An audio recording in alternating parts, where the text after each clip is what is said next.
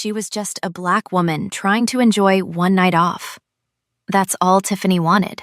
One Friday, one birthday celebration with her girls. A dress she saved for special occasions, a gold clutch her mother gave her, and a left heel that was already pinching before she even walked through the door. She didn't know the club belonged to him. She didn't know that somewhere above her, behind dark glass, one of the most dangerous men in Chicago had stopped mid-sentence and was watching her laugh. Jang Hyun-woo, Korean Mafia Boss. A man with a dragon tattooed up his neck and enough power to make people disappear without raising his voice. A man who had not felt anything for anyone in years. He watched this black woman, ordinary, unaware, completely real in a room full of people performing, and he did something he had never done in his life. He bought the entire VIP section for a stranger, anonymously, just to see her smile again. What started as one inexplicable gesture became phone calls every day, then coffee, then dinner, then something neither of them had a name for yet. But when his enemies found out about her, when a photograph of Tiffany taken without her knowledge ended up on the wrong man's desk, everything she thought she understood about this man and about herself was about to be tested in ways she never saw coming. And what she said to him in that car, on that cold Chicago night, changed something in him that 20 years of power never could. Before starting the story, comment down below where you are watching from and what time it is there. If stories of karma, love, and hidden truths move you, leave a like, be sure to subscribe to the channel, and click join to become a member and help our channel. She had picked the wrong shoes for a night she almost didn't attend. That thought crossed Tiffany Renee Caldwell's mind somewhere between the Uber ride and the moment the bouncer waved her group through the velvet rope without even checking her ID, which she had spent 45 seconds fishing out of her gold clutch for nothing. The shoes were beautiful. That wasn't the problem. The problem was that they were beautiful in the way things are when you only wear them twice a year and forget, every single time, that the left heel pinches the back of your ankle by the second hour. She made a mental note to remember that. She knew she wouldn't.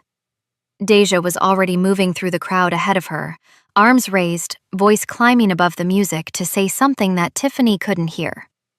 The other girls, Maya and Courtney, had dissolved into the pulse of the room, absorbed by the bass and the low amber light and the particular electricity of a Friday night in a city that didn't sleep out of principle. Tiffany followed, smiling the way she always smiled in rooms that were slightly too loud and slightly too full of people who looked like they belonged there more than she did.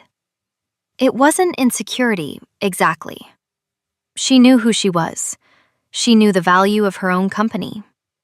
She had simply spent enough years in corporate hallways, carrying other people's calendars, answering calls for men who couldn't remember her last name after 2 years of working 3 feet from their office, to understand that belonging somewhere and being allowed somewhere were 2 very different things.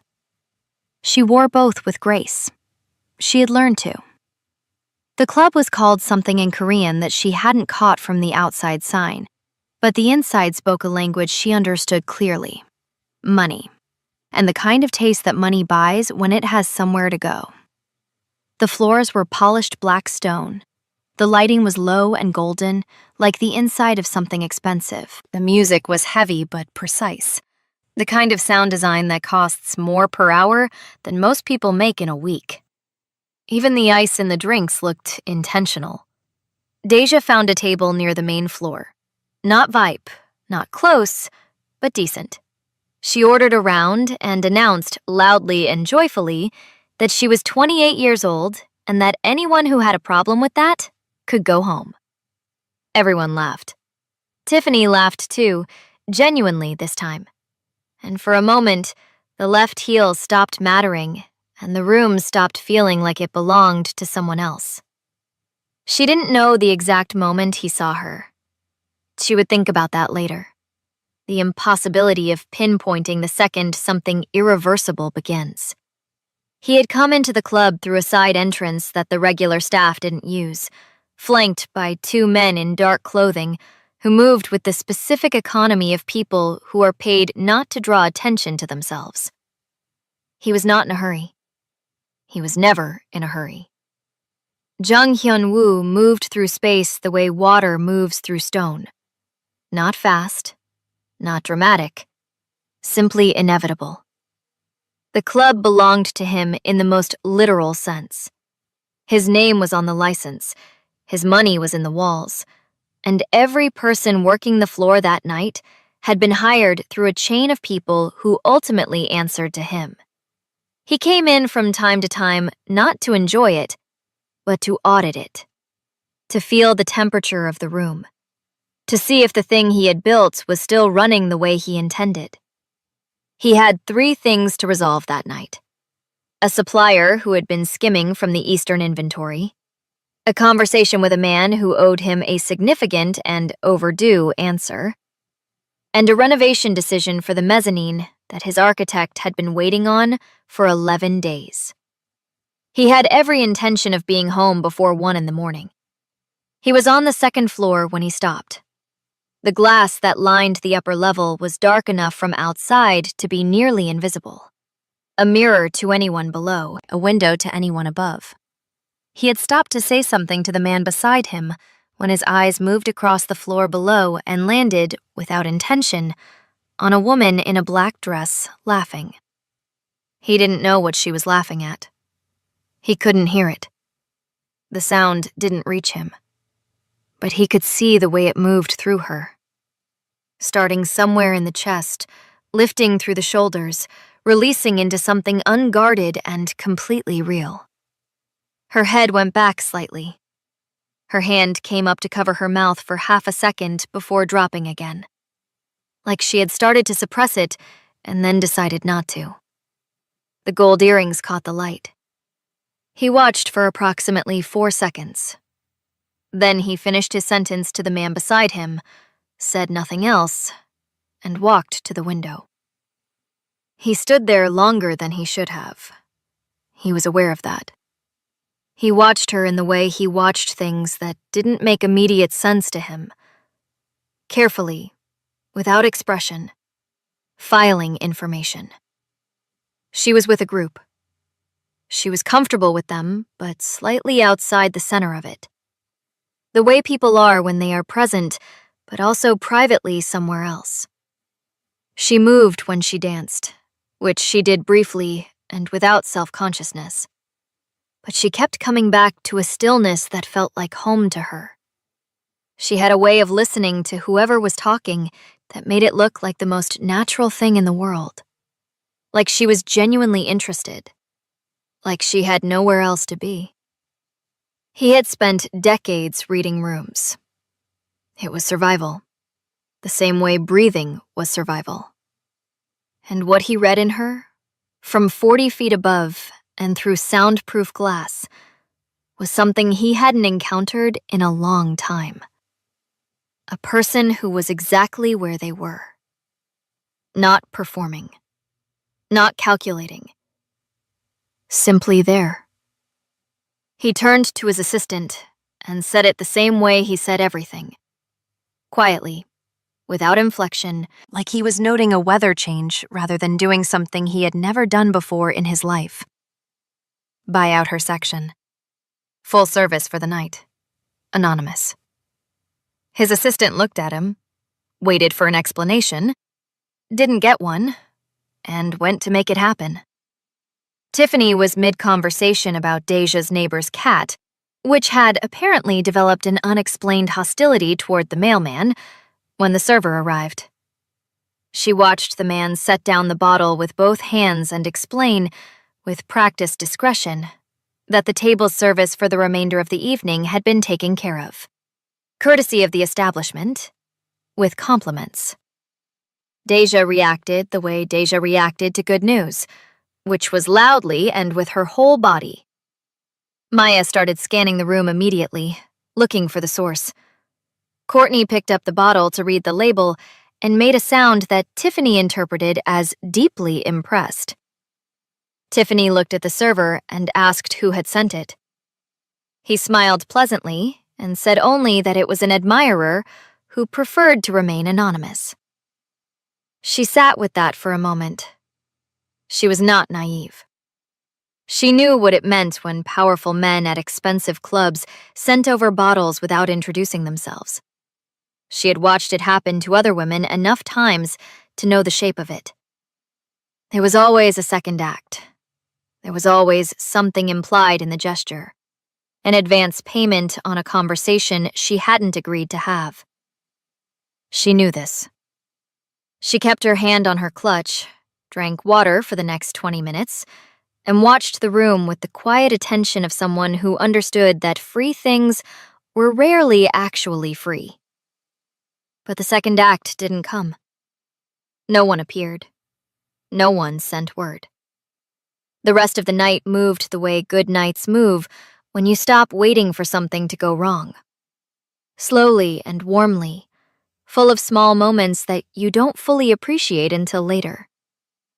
Deja danced until her feet hurt. Maya found someone to talk to about something Tiffany couldn't make out over the music. Courtney decided she was going to become a DJ, which was not the first time she had decided that. Tiffany laughed. Genuinely, more than once. She forgot about the left heel. She forgot about the Monday morning calendar and the inbox and the performance review that wasn't going to go the way she deserved. She was, for a few hours, exactly where she was. She didn't know a man upstairs was watching the shape of that, quietly, and deciding something. She didn't know that the night, the simple, ordinary, shoe-pinching night, was already the beginning of something she had no framework for yet. She was just a woman at a birthday party, and somewhere above her, behind dark glass, a man who had stopped feeling things years ago was standing still in a loud room, feeling something, and not yet knowing what to do with it. The morning after a good night always has a particular texture to it. Not bad exactly, just honest. The dress hanging on the back of the bathroom door, the gold clutch on the kitchen counter, slightly open, the way you leave things when you come home tired but happy. The left shoe abandoned near the front door where she had stepped out of it the moment she crossed the threshold, like a small act of liberation. Tiffany made coffee the way she always made it, too strong, with exactly 1 spoon of sugar, and stood at the kitchen window watching the street below settle into its Saturday morning rhythm. The livery trucks, a man walking a dog that was walking him, a woman in a yellow coat moving fast with somewhere to be. Chicago did not take weekends off. It simply changed the pitch of its noise. She thought about the bottle.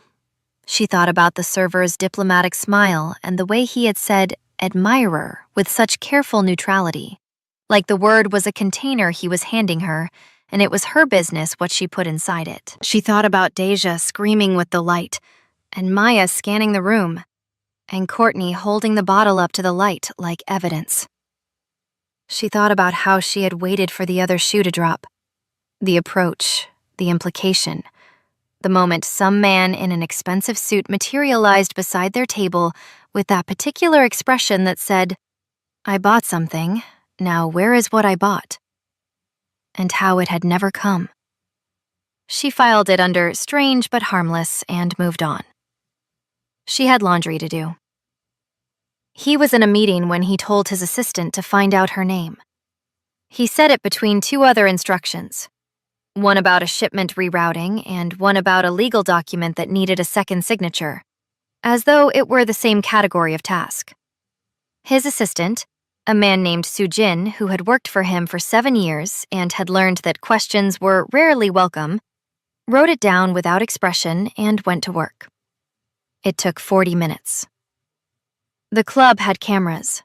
The cameras had timestamps. The timestamp matched the table.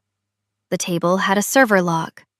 The server log had a credit card receipt from earlier in the evening, before the anonymous service took over, and the name on the card was Tiffany R. Caldwell.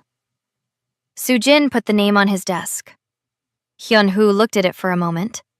Then he put it in his jacket pocket and didn't ask for anything else about her. He didn't know what he was going to do with it. That was new. He was not a man who collected information without intention. He was not a man who acted without a clear reason he could articulate. But something about the deliberateness of that felt wrong here, like applying the wrong tool to a thing that wasn't a problem. She wasn't a problem. She wasn't a variable. She was a woman who had laughed in a room full of people performing happiness, and it had done something to the inside of his chest that he didn't have efficient language for. So he put her name in his pocket and let it sit there for 2 days. On the 3rd day, he called her. She almost didn't answer.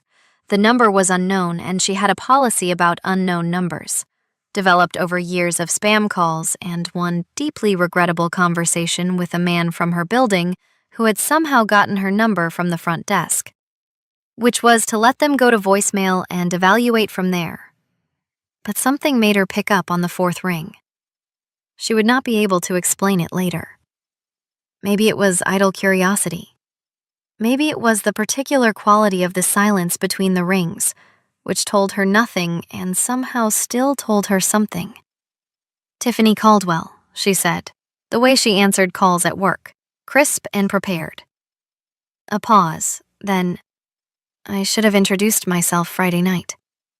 She knew the voice immediately, not because she had heard it before, but because some voices arrive already familiar, already weighted, like they were designed to land. Low, unhurried, accented in a way that was precise rather than thick, like someone who had learned English as a second language and then spent years making it exact. She sat down on her couch. "How do you have this number?" she said. It was not quite a question. "I own the club," he said. "Information is easier to find than it should be. I apologize for that." She thought about hanging up. She thought about it the way you think about leaving a room when the conversation has just become interesting, as a theoretical option that your body has already decided against. "You sent the bottle," she said. "Yes." "Why?" Another pause, shorter this time. "Because you were the only real thing in the room." She told Deja about it 3 days later, in the way you tell a best friend something you haven't fully decided how to feel about yet, which is to say, starting in the middle of the story and working outward in both directions, watching the other person's face for cues. Deja's face cycled through several expressions in rapid succession. Surprise, the light, concern, the light again. "He owns the whole club?" "Apparently. And he found your name from the receipts." "That's what he said, Tiff." "I know. That's either very romantic or deeply alarming." "I know," Tiffany said again. "That's why I'm telling you." Deja was quiet for a moment, which for Deja meant something was serious. She stirred her drink. She looked at the table. She looked up. "Did you give him your number again?" "I didn't have to," Tiffany said. "He already had it." "Right." Deja nodded slowly. "And you're going to keep talking to him?" It wasn't a question. Deja knew her too well for questions like that. She knew the particular quality of Tiffany's voice when something had already moved something in her, when the decision had already been made somewhere below the level of conscious thought, and the conversation was just catching up. "I don't know what I'm going to do," Tiffany said. But she had already answered his second call. And his third. And she had laughed twice during the third one. Once at something he said, and once at the fact that she was laughing. Because it surprised her, and the surprise surprised her more. He called every day for 2 weeks. This was not something he had planned.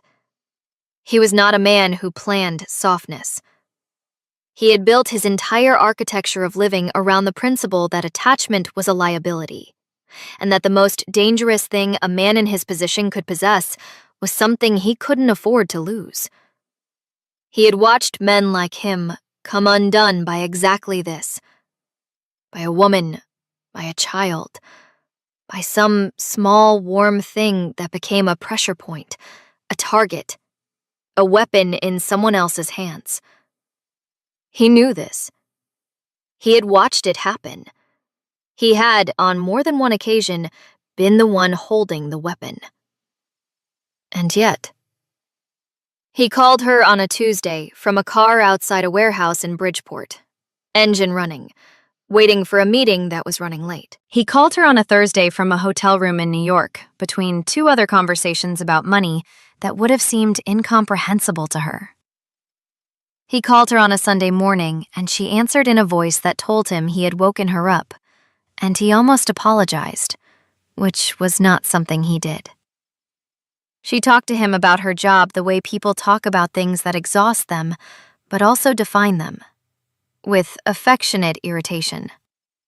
She talked about her mother in Atlanta, calls every Sunday, a woman who asked too many questions and meant all of them with love. She talked about the city with the quiet authority of someone who had lived in it long enough to know which version of it was real. She was funny in a way that was dry and precise, not performed. The kind of funny that catches you off guard because it isn't trying to. He listened. He was, across his life, a man of enormous capability and almost total silence. He had sat in rooms where everything was decided and said almost nothing, and the nothing had carried more weight than everything else combined. He knew how to process information, how to identify leverage, how to read the space between what people said and what they meant. He had never, in recent memory, simply listened to someone because he wanted to hear what came next. He wanted to hear what came next. The first time they met in person after the club, she picked the place. She was very clear about that with herself. She was not going to his territory, not going to anything he chose, not going to sit in a room where all the power in the room was his before she even arrived.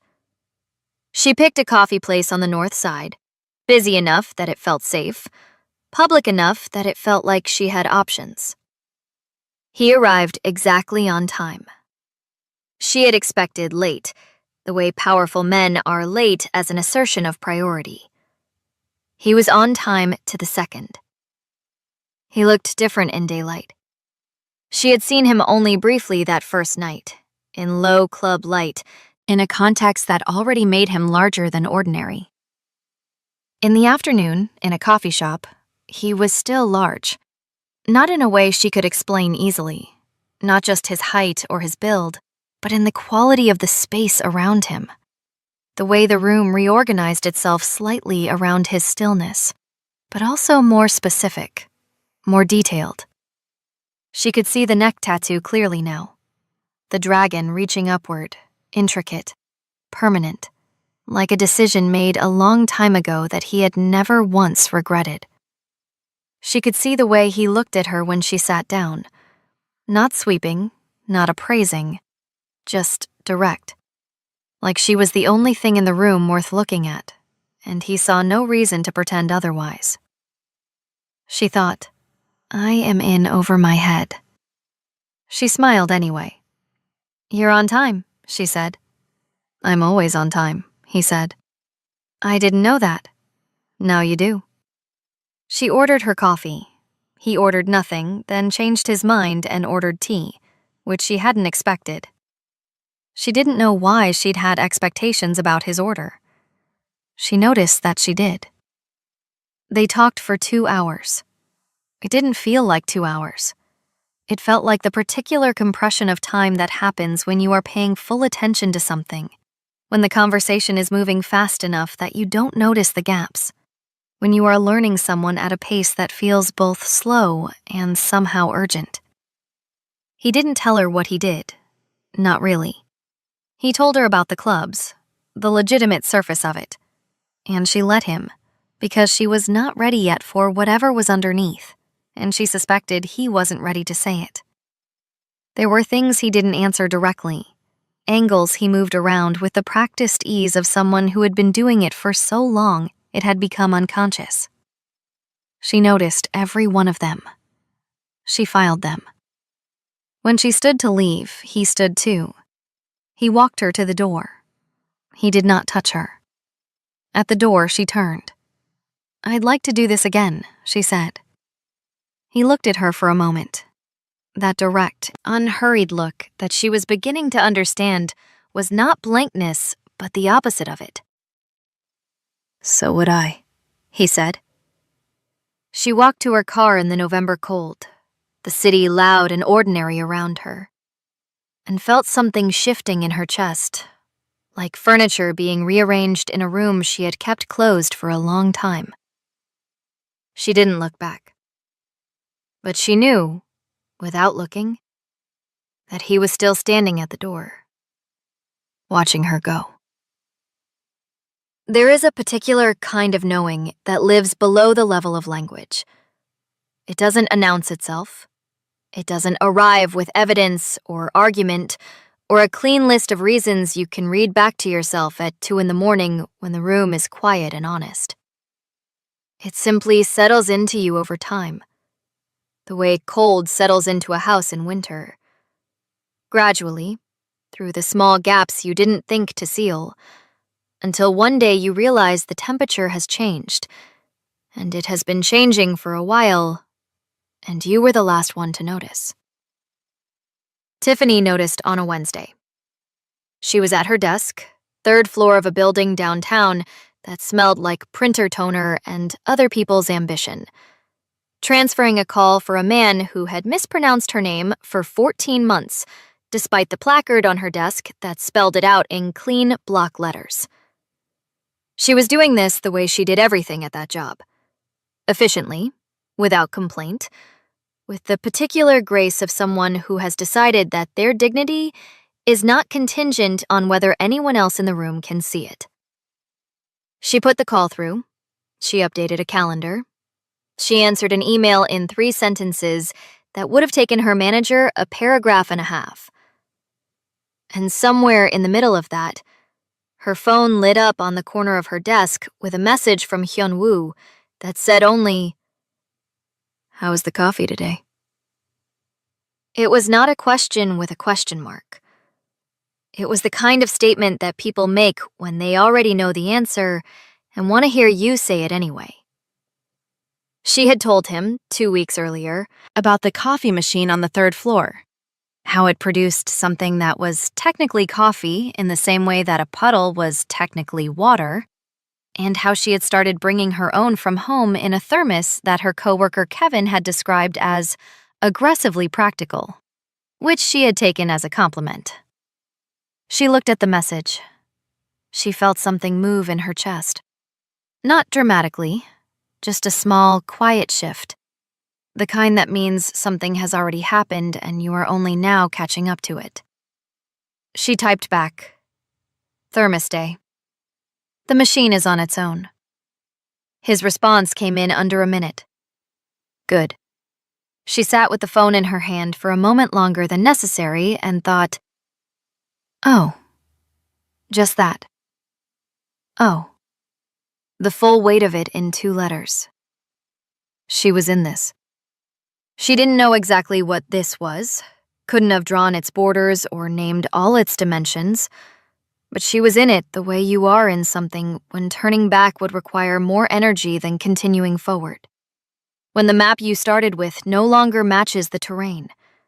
When the question is no longer whether, but how. She put her phone face down on the desk and went back to work. He took her to dinner 3 weeks after the coffee shop. Not his restaurant. She would learn later that he owned 2 in the city. Quiet places with menus in both Korean and English that cost what a week of her groceries cost per plate. He took her somewhere she had mentioned once briefly, in the middle of a longer story about a birthday dinner years ago that had gone wrong in every possible way. A Haitian place on the west side. Small, warm. The kind of restaurant that operates as though it has nothing to prove because it doesn't. She had mentioned it once. He had remembered it. She wore a deep burgundy wrap dress and the gold earrings again because they were the ones she trusted.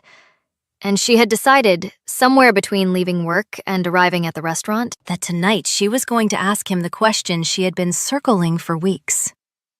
Not aggressively, not as an accusation, just cleanly, the way she asked all the questions that mattered.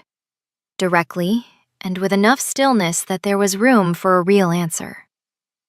She waited until after the food came. She waited because she was hungry, and because the timing of a question changes its shape, and she wanted this one shaped right. "Tell me what you actually do," she said. He looked at her across the table. He had a way of receiving difficult things without flinching. Not because they didn't land, she was beginning to understand, but because he had spent so long controlling his reactions that the control had become structural, load-bearing, part of what held him upright. "I run businesses," he said. "I know the version of that sentence," she said. "I want the other one." A long pause. He set down his fork. He looked at the table for a moment and then back at her. And she saw something move across his face. Not guilt, not defensiveness, but something more complicated. The look of a man deciding how much of himself is safe to give. "There are things I manage," he said carefully, "that exist outside of what is legal. Distribution, territory, agreements between people that courts don't recognize, but that hold anyway because I enforce them. The Mafia," she said. Plain. No drama around the word. "That word belongs to other people," he said. "But the shape of it, yes." She sat with that. She had known it. Had known it the way you know a thing you haven't let yourself say yet. The neck tattoo. The men who moved around him like weather. The calls that ended without explanation. The particular way he occupied a room, like a man who had never once in his life had to wonder if he was safe in it because he was the reason other people had to wonder.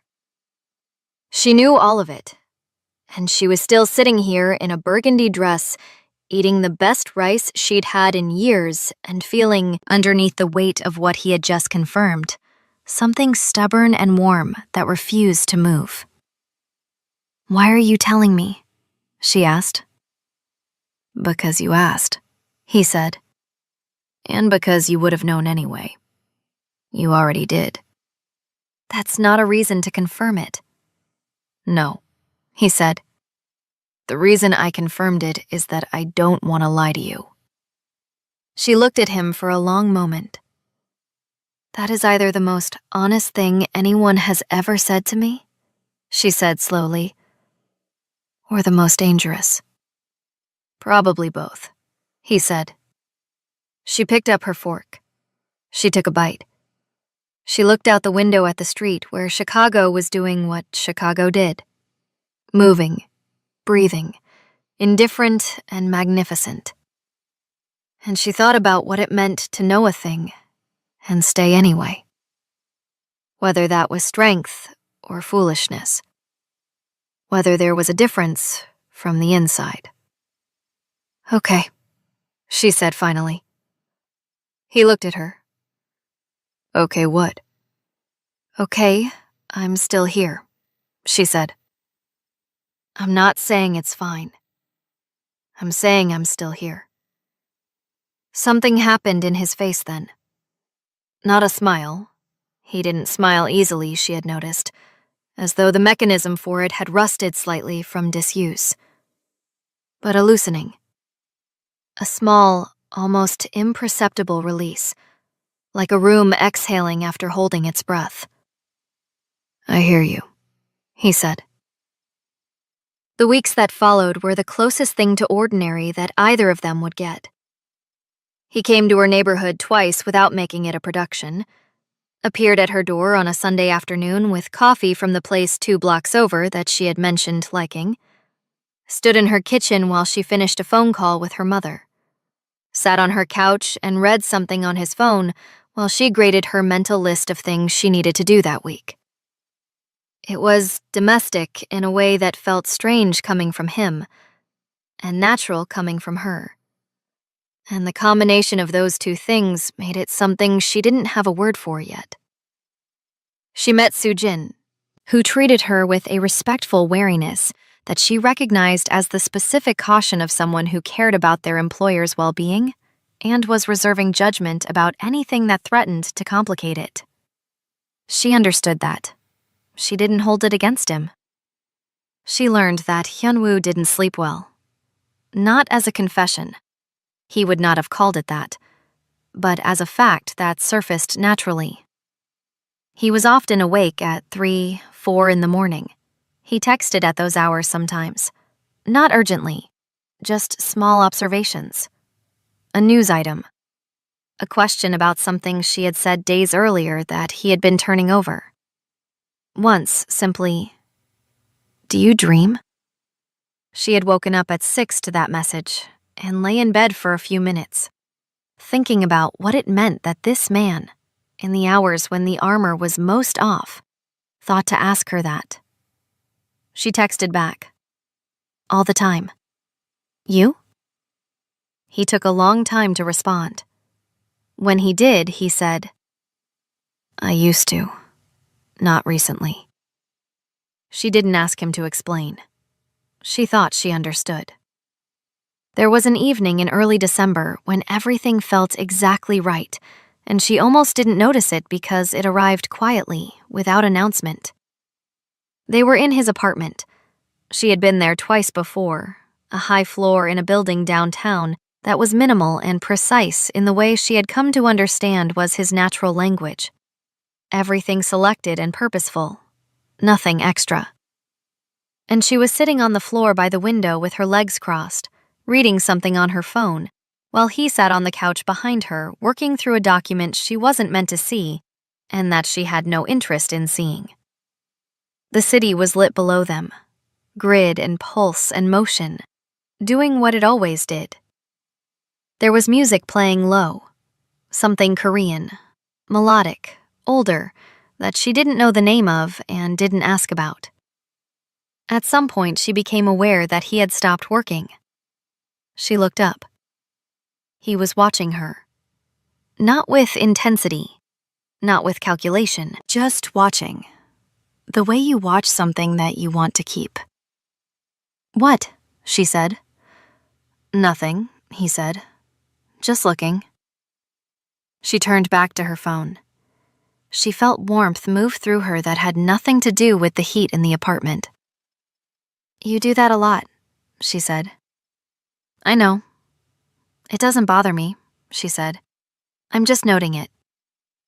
"Noted," he said, and she could hear in it, without seeing his face, the ghost of something that in another man, with more practice, would have been a smile.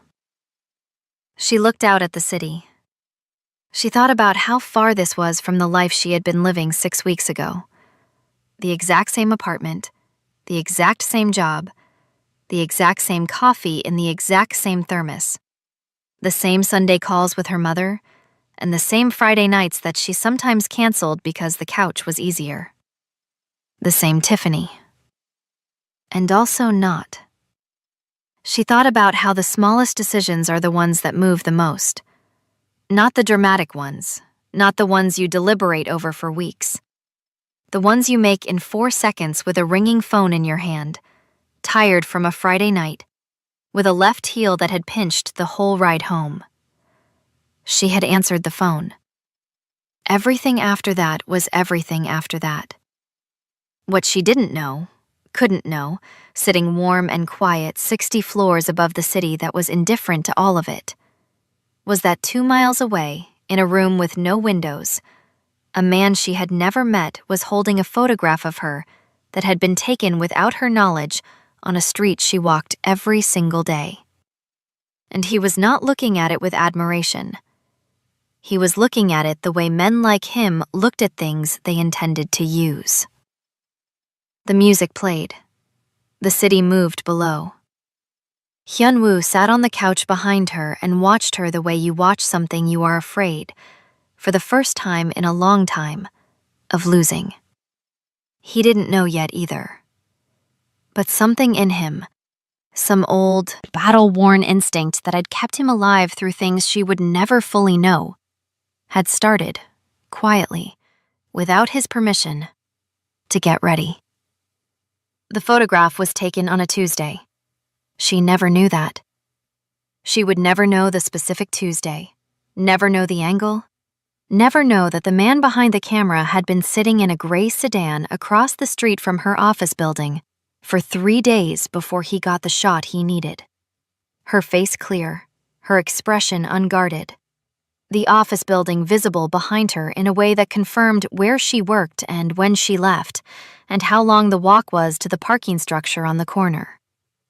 3 days of her ordinary life, documented by someone whose name she would never learn, for a purpose she was never meant to understand. The photograph moved through 3 sets of hands before it reached the man who had commissioned it. A man named Dmitry Vasilenko, who ran the eastern corridors of Chicago's underground with the particular brutality of someone who had grown up watching brutality succeed and had drawn the obvious conclusion. He was not sophisticated in the way that Hyunwoo was sophisticated. He did not believe in restraint as strategy. He believed in pressure, in finding the place where something bends and pressing until it broke, and then using the break. He had been watching Hyunwoo for 2 years. Not out of fear. He would never have admitted fear. But out of the specific attention you pay to someone who is quietly acquiring what you want. Moving into spaces you intended to occupy. Doing it without confrontation and without announcement, and therefore without giving you anything to push against. Hyunwoo's expansion had been invisible until it wasn't. By the time Vasilenko understood its full shape, it had already cost him 3 distribution agreements and a port arrangement that had taken him 4 years to build. He needed a pressure point. He had been looking for one for 18 months. Hyunwoo was, by design and by discipline, a man without them. No family he was close to, no partners he was sentimental about, no visible attachments that couldn't be replaced. And then, there was a woman in a black dress at a club on a Friday night. Vasilenko looked at the photograph for a long time.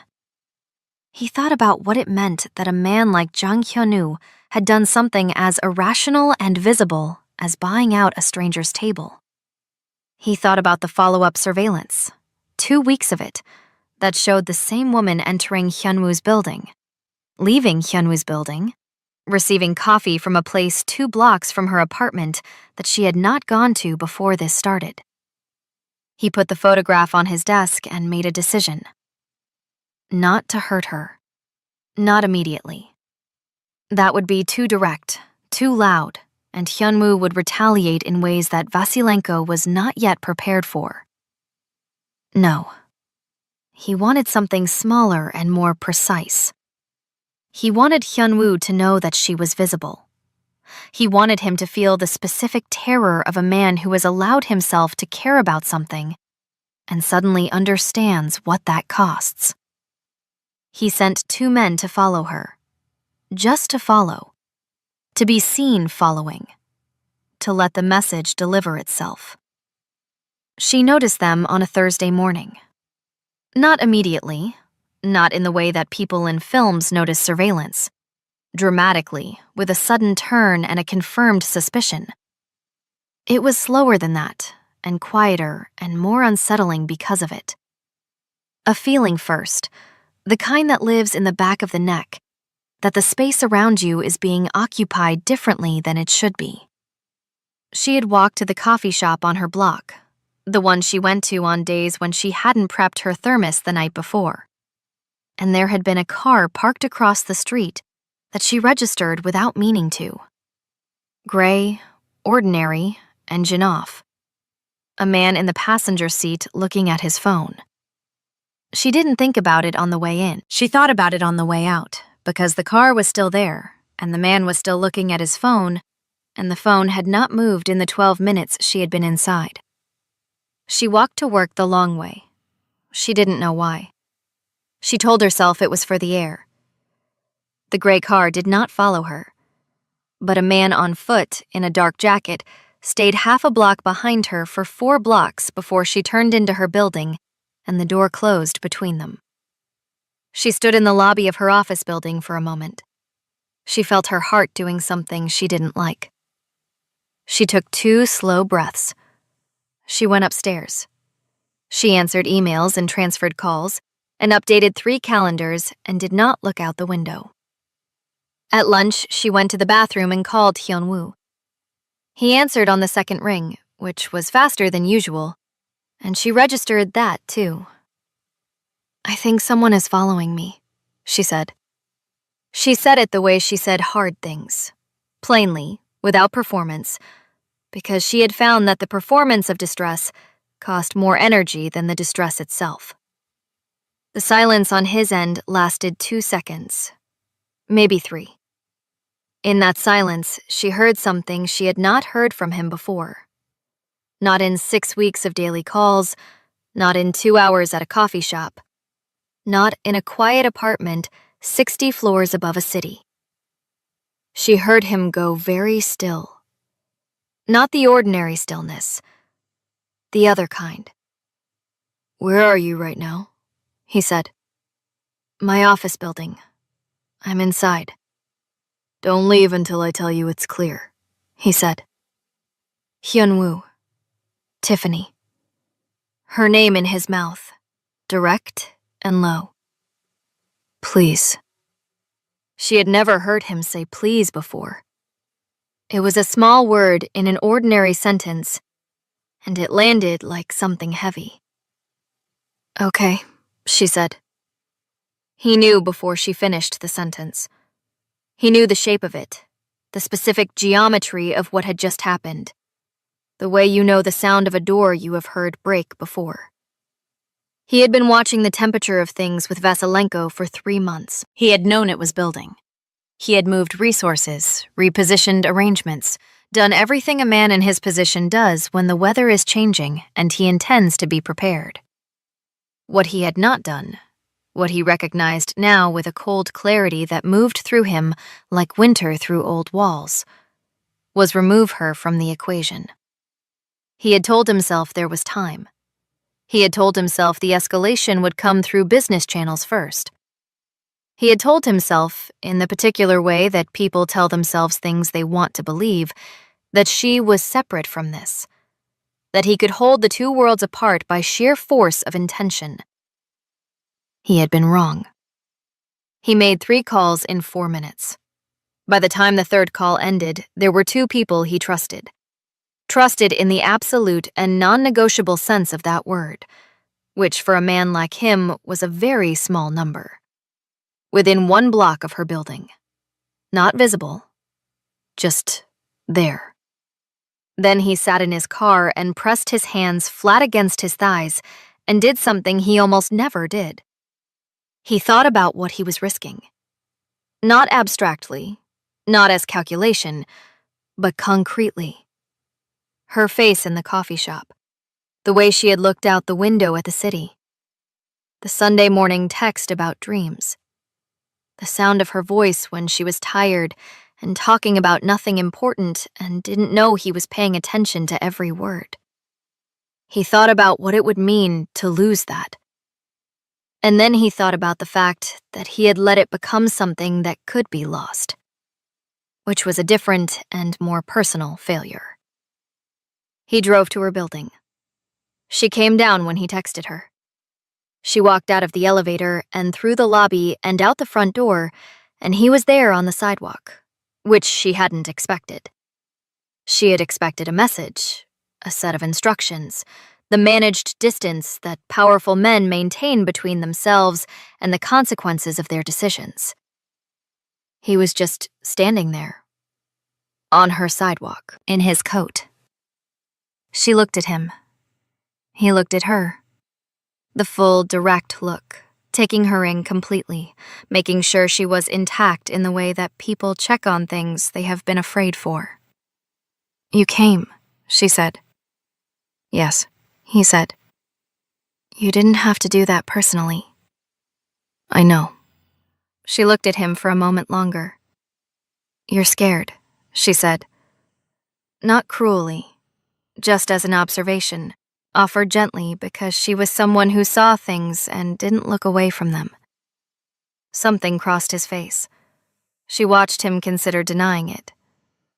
Watched him decide not to. "I am not accustomed to it," he said. "No." He told her everything that night. Not in the apartment. Not in a restaurant. They sat in his car, parked on a quiet street, the heat running, the city moving around them at a remove, and he told her, in the careful, economical language of a man who had never narrated his own life to anyone, what the situation was. Who Vasilenko was, what the following meant, what was likely to happen next, and what he had already done about it. She listened without interrupting. This was one of the things about her that he had learned.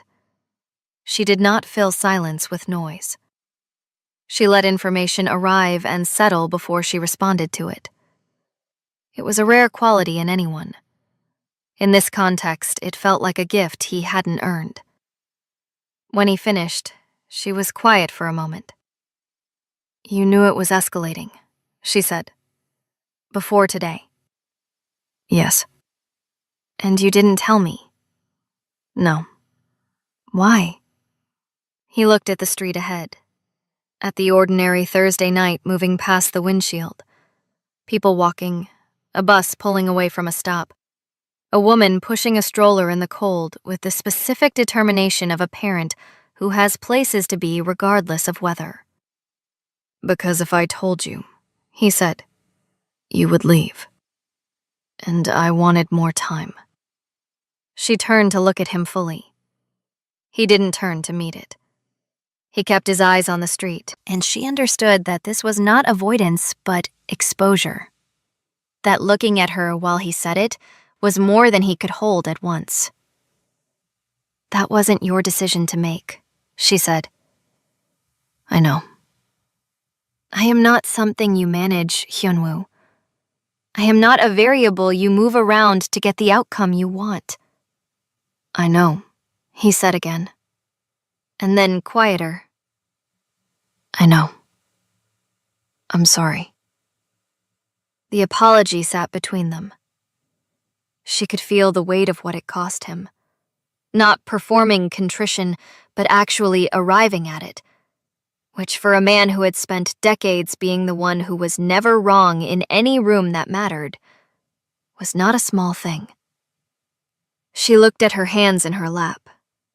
She thought about the thermos on her desk, the Sunday calls with her mother, the life that had been exactly what it was before a phone rang on a Friday night and she had made a 4-second decision that brought her here, to this car, on this street, next to this man who was the most dangerous and most honest thing that had happened to her in years. She thought about who she was before and who she was now, and whether those were different people or the same person, finally in a situation that required her full size. "I need you to understand something," she said. "I am not afraid of hard things. I did not survive this city, this job, this life by being someone who runs from hard things. But I will not be protected from the truth by someone who thinks protection means control. Do you understand what I'm saying?" He turned to look at her then. Finally. The full, unguarded look. No calculation in it, no management. Just a man looking at a woman who had just said something that reached the part of him that almost nothing reached anymore. "Yes," he said. "Then we do this differently," she said. "If I'm in it with full information. Not managed, not handled. With you." He looked at her for a long time. "That puts you at more risk," he said. "That's my risk to take," she said. "Not yours to decide." Something settled in him. She could see it. The same loosening she had seen at dinner, but deeper this time, reaching something more structural. Like a man setting down a weight he had carried so long he had forgotten he was carrying it. "Okay," he said. "Okay," she said. Vasilenko's men were intercepted before the week was out. She was not told the details and did not ask for them. She understood, in the way she was learning to understand things in this life, that there were edges she could approach and edges she couldn't, and that knowing which was its own kind of intelligence. The threat dissolved the way threats do when the person being threatened turns out to have more capacity than anticipated. Quietly, without ceremony, the gray sedan stopped appearing. The man in the dark jacket did not come back. She went to work. She answered phones. She updated calendars. She carried her thermos. Kevin from accounting said she seemed different lately. She asked him what he meant. He said she just seemed like she was taking up more space. She thought about that for the rest of the afternoon. She called her mother on Sunday. Her mother asked if there was someone. Her mother always asked. This time, Tiffany paused for half a second longer than usual before saying maybe instead of no. And her mother, who had raised her to notice the weight of words, heard the whole story in that half second and said only, "Be careful, baby girl. But don't be so careful you miss your life." She sat with that for a long time after they hung up. 3 weeks later, she was at his apartment again. Not for any particular reason, because it had become, without announcement or ceremony, a place she went. She was on the floor by the window. Her spot, which had become her spot without either of them naming it. And he was on the couch, and the city was doing what it always did below them. Vast and indifferent and alive. He said, without looking up from what he was reading, "I dreamed last night." She looked up. "Yeah?" "Yes." "What about?" A pause. Long enough that she thought he might not answer. "This," he said. "Just this." She looked at him. He looked back at her. The city moved below. The music played low. She thought about what it meant that a man who had stopped dreaming had started again. What that cost. What it meant to be the reason. Whether she was ready for the size of that. She decided she was. She turned back to the window. Outside, Chicago went on being Chicago. Complicated and cold and luminous and completely indifferent to the small, enormous thing that was happening 60 floors above its streets. A woman who had almost stayed home one Friday night. A man who had looked through dark glass at the wrong, or right, moment. A 4-second decision that neither of them had fully made. That had somehow made itself. That had pulled them both into something neither of them had a complete map for. No map, no guarantee, no clean ending written in advance. Just two people in a warm room, learning the particular courage of staying. And outside, the city, and the night, and everything's still to come. If this story moved you, stop for a moment and reflect. Have you ever allowed yourself to be fully seen by someone? Truly seen, not the version of you that's polished and prepared, and felt terrified of what that meant? Have you ever stayed in something difficult, not because it was safe, but because walking away would have cost you more than staying? Tiffany didn't fall for power. She fell for the one thing power can't manufacture: honesty. And he didn't change because she asked him to. He changed because she refused to be managed, refused to be protected from the truth, and showed him that real strength looks nothing like control. Tell us your experiences and feelings in the comments. We read them all. And if you believe in stories about courage, truth, and the kind of love that asks you to grow, leave a like, be sure to subscribe to the channel, and click join to become a part of our community and help the channel.